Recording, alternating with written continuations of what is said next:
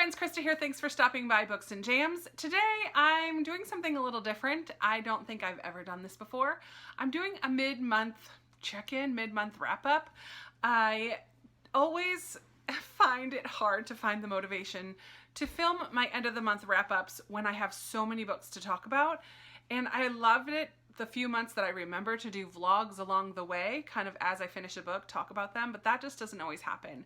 So today what I'm gonna do is just catch you up. I've read 4 books so far in the month of May. I'm in the middle of 3 others, so I'll tell you about all of those and just kind of anything else that is on my mind. What's on my mind today is that I got my hair cut. So it's just cleaned up a bit. She curled it, which I never do. It's kind of fun. So I'm living my best life right now. Even though I have nothing planned today, nowhere to go, fancy, that's okay. I will start by telling you about the 4 books that I've read so far this month. It's been a decent reading month. I have been averaging closer to 12 books a month, so I'm a little behind, but I'm okay with that. 4 books in the first 2 weeks of May is pretty good. The first one that I read was for my Goodreads read-along group. This month we are doing an Agatha Christie, like choose your own Agatha Christie, and so I'm hoping to read 3, and I've read 1 so far, and that was And Then There Were None. And it's really weird to say that a book where 10 people get murdered is fun, but that is what happens, and this was just such a fun read. There are 10 people who, for different reasons, get called to this island, very small island off the coast of England, and one by one they start to die off, and your job as the reader is to see if you can piece together and figure out what is going on. It was somewhat delightful, even though the whole premise is all about these murders, but it was very clever.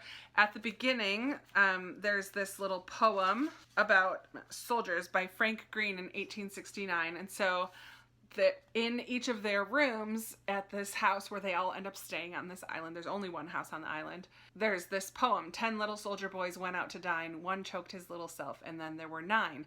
And it goes down 8, 7, 6, 5, 4, 3, 2, 1, and then there were none is the last line. So obviously each of the murders kind of follows the next line of this, but it takes the people in the house a little while to put that together, and there are a little bit of clues in there as to how it all happened, but I was surprised. I definitely didn't figure it out.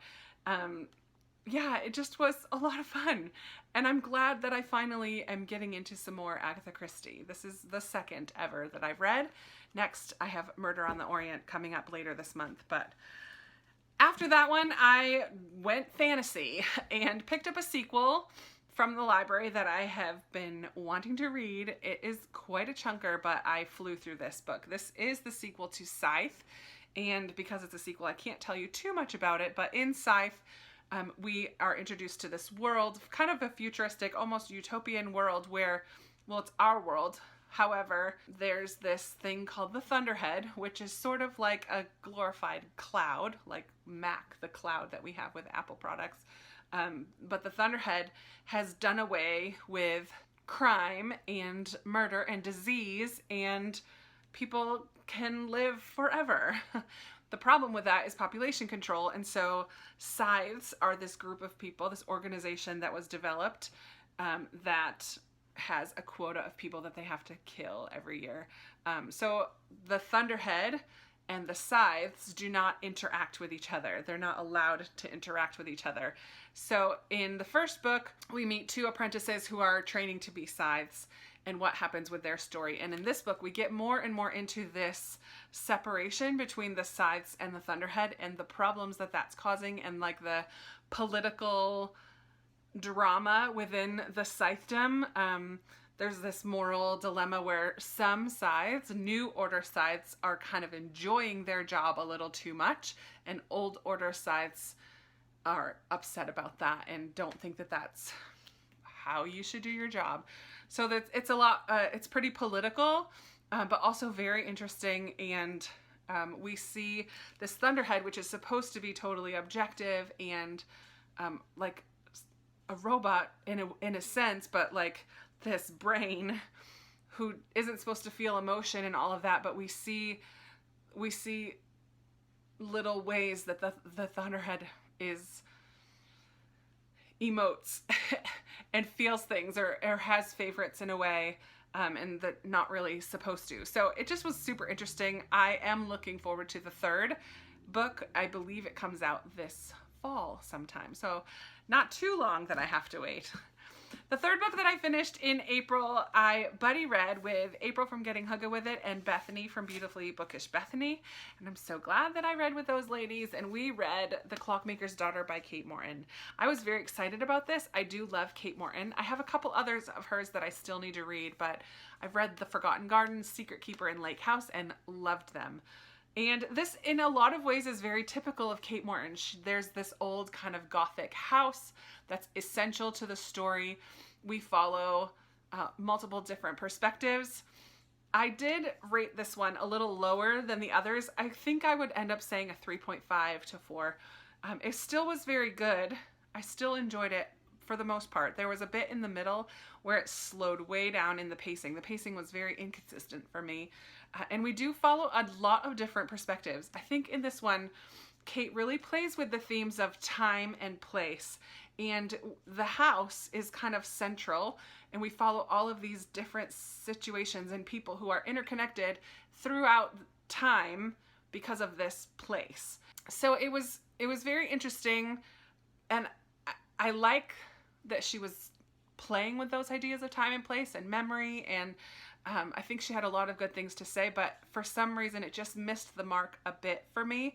And I think that's because there were too many perspectives all at different times, and it was somewhat not super confusing to figure it out, but because there were so many, I wasn't feeling super connected to any of these characters. I wasn't feeling emotionally connected to this book at all.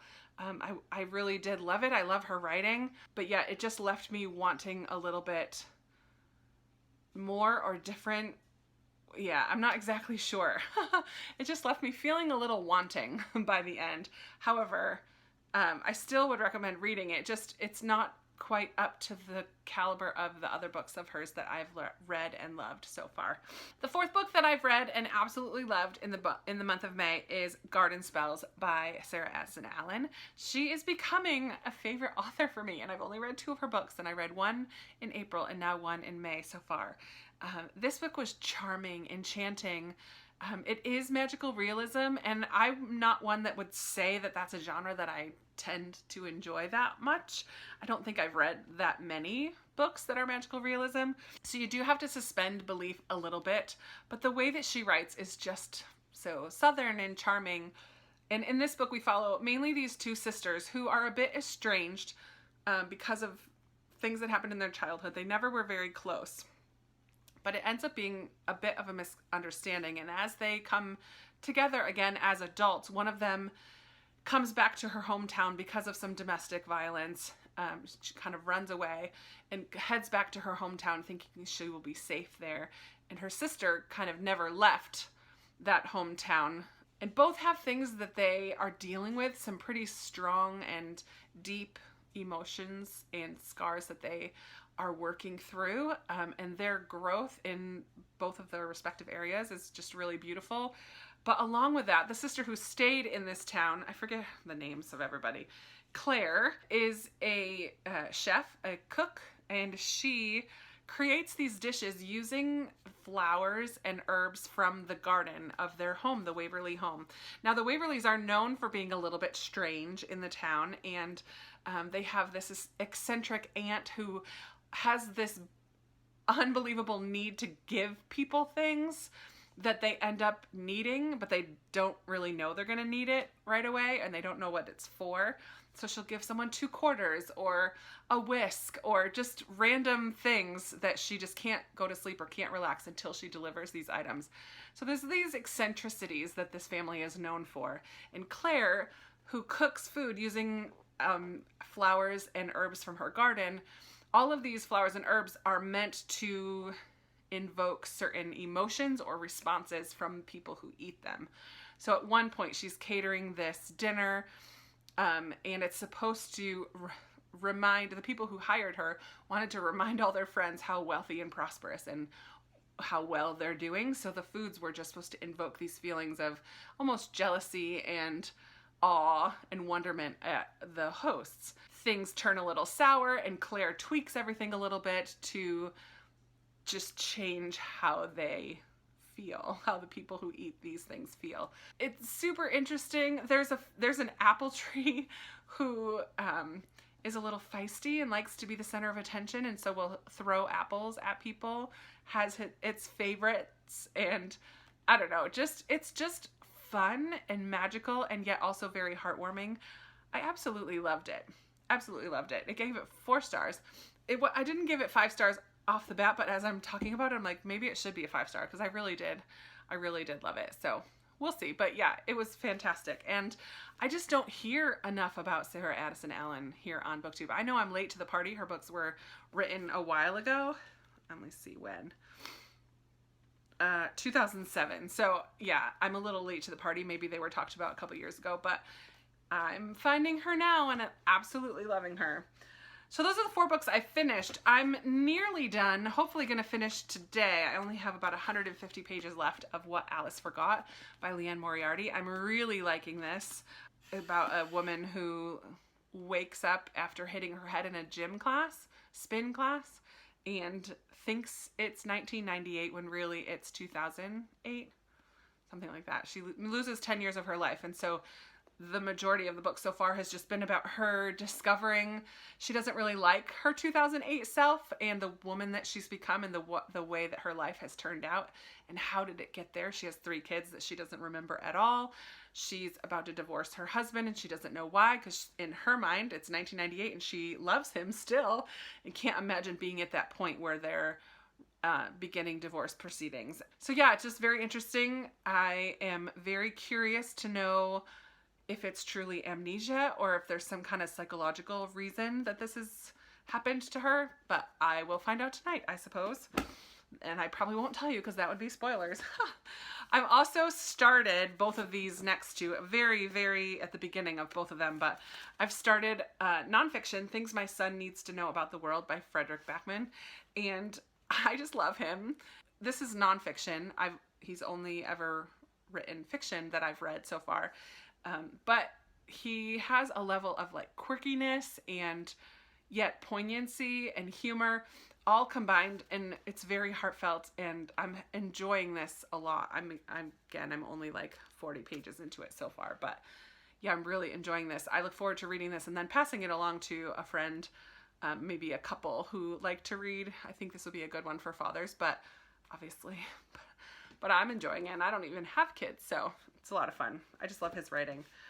And then just the other night, I wanted to pick up something different, so I grabbed Flowers for Algernon by Daniel Keyes, which was one of the books in my like flower garden pile. This will be a pretty quick read. It's written kind of in journal entry style. I don't know much about it yet, but we have a man has some, he's labeled mentally retarded, and he's going to be a test subject for this surgery or medicine or something that's supposed to help him get smarter. So we shall see. This is a modern classic, I believe, and just one that I've never read. So I'm looking forward to reading that. Oh, I am listening to 2 books as well. Anna Karenina, which is like an ongoing process. And I started An American Marriage by Tayari Jones because that is a book that I need to read for my book club, my in real life book club. So that is it for where I'm at with my reading and what I've finished so far this month. I would love to hear from you below if you think that these mid-month wrap-up / check-ins would be good. I feel like it's going to be helpful for me to do it this way. It'll be easier for me to remember as opposed to vlogging after I read each book and then putting that all together at the end of the month. So yeah, let me know what you think about this. Let me know what you've been reading so far this month, if you've had a favorite so far or something that's jumped out at you. And give this video a big thumbs up if you liked it. Subscribe if you haven't already, and I'll be talking to you in another video very soon. Bye!